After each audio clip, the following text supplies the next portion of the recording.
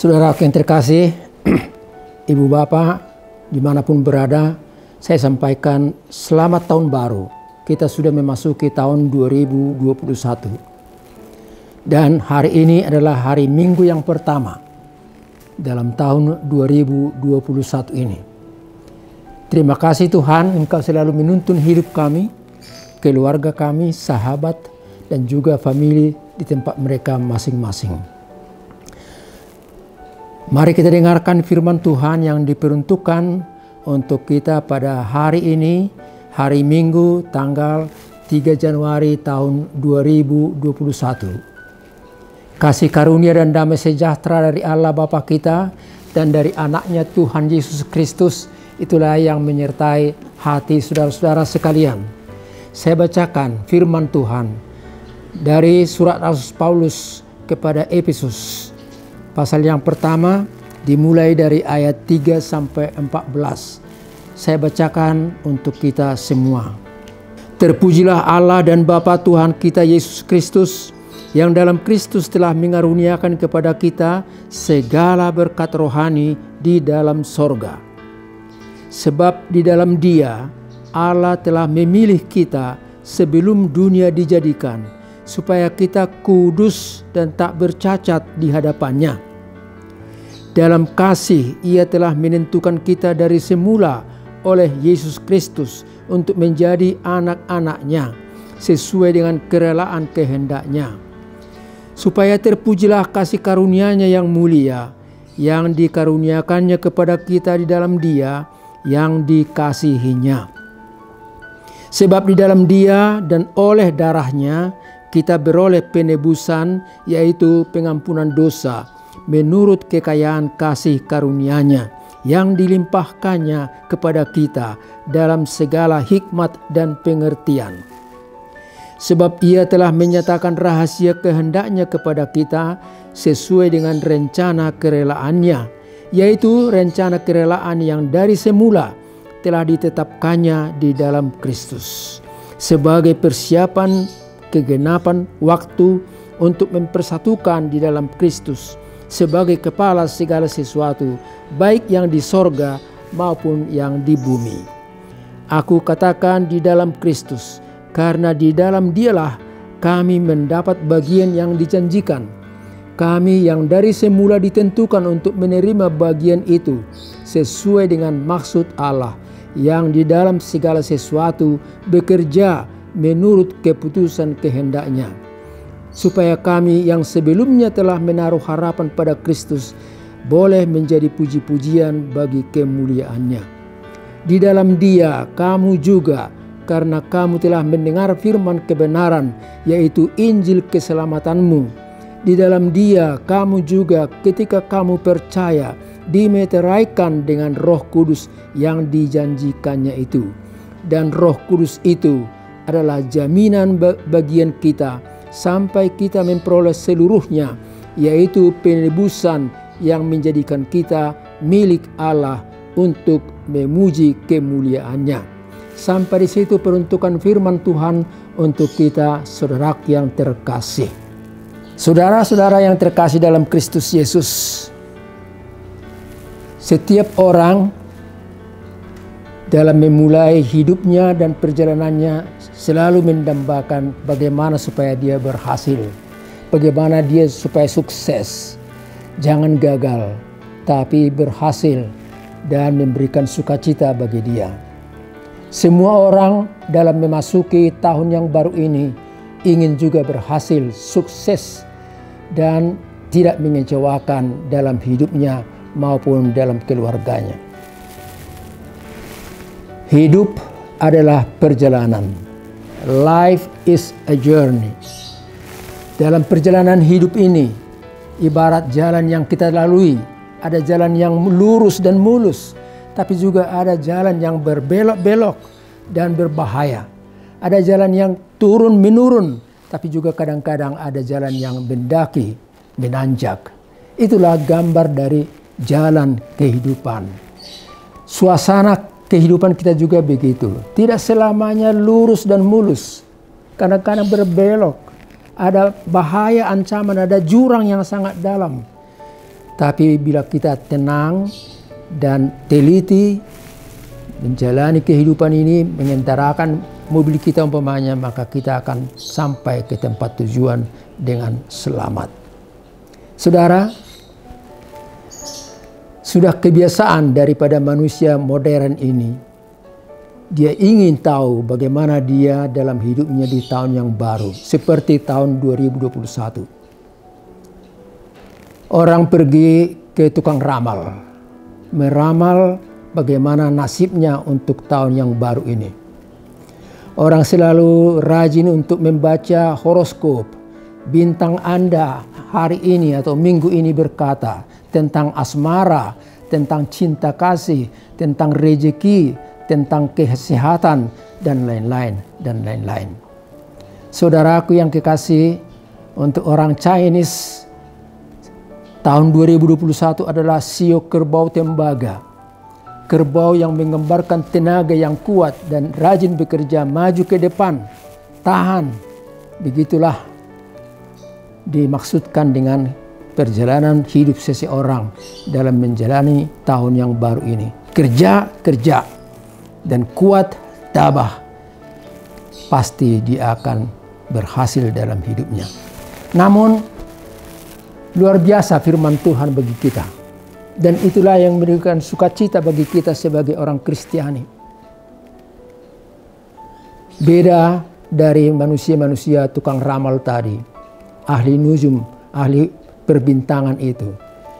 Tuhan Yesus sendiri berkata dalam Lukas pasal 4 ayat 18 sampai 19 berkata demikian. Saya bacakan firman-Nya untuk kita, untuk menaungi kita, menuntun kita dalam tahun 2021. Roh Tuhan ada padaku, oleh sebab Ia telah mengurapi aku untuk menyampaikan kabar baik kepada orang-orang miskin, dan Ia telah mengutus aku untuk memberitakan pembebasan kepada orang-orang tawanan dan penglihatan bagi orang-orang buta, untuk membebaskan orang-orang yang tertindas, untuk memberitakan tahun rahmat Tuhan telah datang. Indah sekali firman ini, dan Yesus yang mengatakan itu untuk kita. Yesus adalah anak Allah. Apa yang dikatakan Tuhan Yesus itu menjadi garansi dan jaminan untuk setiap orang yang percaya kepadanya. Tahun rahmat Tuhan telah datang 2021. Tidak perlu dicari-cari penjelasannya bagaimana. Tahun 2021 Tuhan Yesus mengatakan tahun rahmat Tuhan telah datang. Rahmat, kasih karunia, rehem itu Tuhan telah mengaruniakannya kepada kita. Saudara-saudara yang kekasih, oleh sebab itu sambutlah, masukilah, jalanilah tahun 2021 ini dengan sukacita. Dari atas kita dinaungi dengan rahmat, dengan kasih setia Tuhan. Banyak sekali yang dapat kita temui dalam firman ini. Berulang-ulang dikatakan di dalam Kristus, en Christo, maaf dalam bahasa asing. Di dalam Kristus, bukan di dalam orang lain, bukan dengan siapa-siapa, tetapi di dalam Kristus itu kita beroleh sesuatu, dan nanti itu akan saya jelaskan dalam khotbah ini. Marilah kita lihat firman Tuhan yang kita dengar barusan. Saya menyimpulkan supaya Anda dengan santai boleh mengikuti dan memahami firman ini melalui renungan yang saya sampaikan. Kita memperoleh beberapa masukan dari firman ini. Yang pertama, Kristus adalah pusat dan pewujudan semua rencana Allah. Biar saya ulangi sekali lagi. Kristus adalah pusat dan pewujudan semua rencana Allah untuk kita. Di dalam Kristus, segala berkat rohani dikaruniakan kepada kita. Berkat rohani, bukan hanya berkat materi, tapi berkat rohani yang dari sorga. Berkat rohani yang memberikan kita kekuatan, mendorong kita untuk tetap beriman dan percaya setia kepada Tuhan. Di dalam Kristus, kepada kita diberikan berkat rohani. Dari Injil keselamatan yang Tuhan Yesus beritakan, dari pengajaran yang dia sampaikan, dari pertolongan penyembuhan yang dia lakukan, kita memperoleh berkat-berkat rohani, berkat imani, berkat surgawi, melebihi kualitasnya daripada berkat-berkat materi atau berkat yang lainnya. Ada 3 hal yang selalu dikatakan dan dilaksanakan oleh Tuhan Yesus. Dia akan mulai bekerja pada tahun 30 dan berakhir nanti di kayu salib pada tahun 33. Jadi selama 3 tahun dia melaksanakan 3 hal. Apa itu? Dia mengajar, dia berkhotbah, dia menyembuhkan. Teaching, preaching, and healing. Itulah yang dilakukan. Mengajar supaya manusia menjadi cerdas, tahu tentang firman Tuhan. Berkhotbah supaya manusia boleh mengerti dan melihat bagaimana rencana Tuhan, bagaimana rencana keselamatan Tuhan untuk dirinya, untuk temannya, untuk dunia ini. Dan Tuhan Yesus juga memberikan kesembuhan, menyembuhkan orang yang sakit, mengusir roh-roh jahat, roh-roh setan. Supaya apa? Supaya tubuh manusia sehat dan kuat. Healthy inside, fresh outside. Bila yang di dalam ini sehat, maka di luar penampilan ini juga ceria dan sehat. Mens sana in corpore sano. Di dalam tubuh yang sehat terdapat jiwa yang sehat pula. Itulah yang dilakukan oleh Tuhan Yesus tatkala dia mengajar, teaching, tatkala dia berkhotbah, preaching, tatkala dia menyembuhkan, healing. Sungguh indah sekali, saudara yang terkasih. Dan itu boleh kita alami, kita imani dalam tahun 2021 ini. Saudara yang kekasih, hal yang kedua yang disampaikan oleh firman ini kepada kita, bahwa di dalam Kristus kita dipilih menjadi umat Tuhan. Di dalam Kristus itu kita dipilih menjadi umat Tuhan. Dipilih dalam arti dipanggil keluar supaya masuk ke satu persekutuan.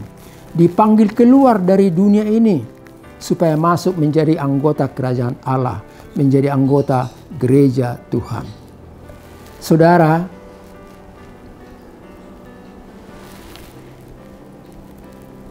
Allah melalui Kristus itu memanggil kita menjadi umatnya.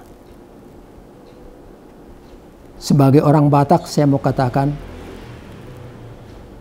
kekristenan masuk ke daerah orang Batak itu bukan karena nenek moyangnya, bukan karena nenek moyang mereka memanggil para penginjil, tapi adalah rencana Tuhan untuk menginjili orang Batak, dan dengan demikian orang Batak atau suku Batak itu menjadi orang Kristen yang percaya dan bertumbuh berkembang sampai hari ini.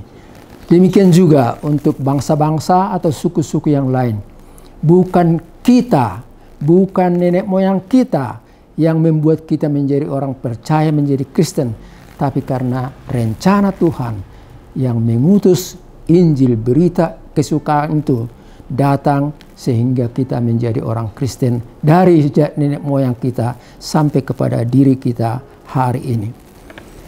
Di dalam Kristus kita dipilih menjadi umat Tuhan.